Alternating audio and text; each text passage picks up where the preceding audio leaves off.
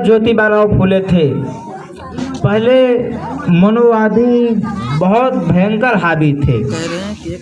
इस प्रकार से हावी थे कि हमारे समाज के माँ बहन बेटियों को और हमारे समाज के 85% भाइयों को पढ़ने लिखने का अधिकार नहीं था। तो हमारे समाज में, माली समाज में जन्मी हुई माता सावित्रीबाई फूले और राष्ट्रपिता ज्योतिबाराव फूले ने समाज को पढ़ाने का काम किया। ब्राह्मण समाज के लोगों ने कहा कि ये तो धर्म भ्रष्ट कर रहे हैं। उनके पिताजी से कहा। उसके बाद में इनकी नई नई शादी हुई थी। उसके बाद में उनके पिताजी ने इनको घर से निकाल दिया।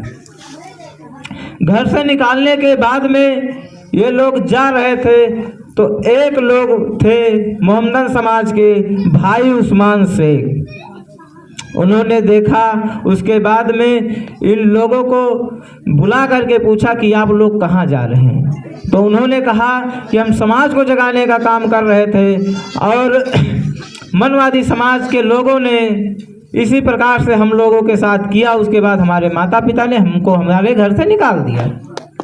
भाई उस्मान शेख ने उन दो नवयुवक को ले जा कर के अपने घर में जगा दिया और माता फातिमा शेख भी, उनका भी पढ़ने में बहुत रुचि था। उन दोनों लोगों ने संघर्ष किया। उसके बाद में फातिमा शेख ने अपना खुद का ज़मीन दिया माता सावित्रीबाई फूले को स्कूल खोलने के लिए।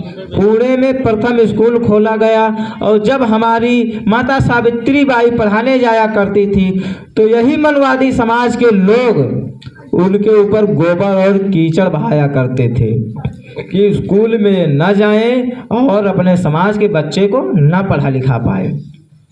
उन्होंने अब ये कष्ट झेलते हुए एक साड़ी पहन कर जाती थी, दूसरा साड़ी लेकर जाती थी। वहाँ पर जाती थी और वहाँ पर साड़ी बदल देती थी, दूसरा साड़ी पहन लेती थी। उसके बाद अपने समाज के बच्चे और बच्चियों को पढ़ाने का काम उन्होंने किया। तो हमारे लिए जो भी अगर हैं कुछ शिक्षा की देवी तो हमारी माता सावित्रीबाई फूले, माता फातिमा शेख हैं। और हमारे कोई देवी देवता नहीं है जो हमारे शिक्षा में योगदान किए हैं, क्योंकि 33 कोटि देवी देवता थे। जब हमारा देश गुलाम था वो तो कहाँ धंस गए, कहाँ मर गए, कहाँ चले गए। उन्हें तब भी तो आना था, कहाँ चले गए।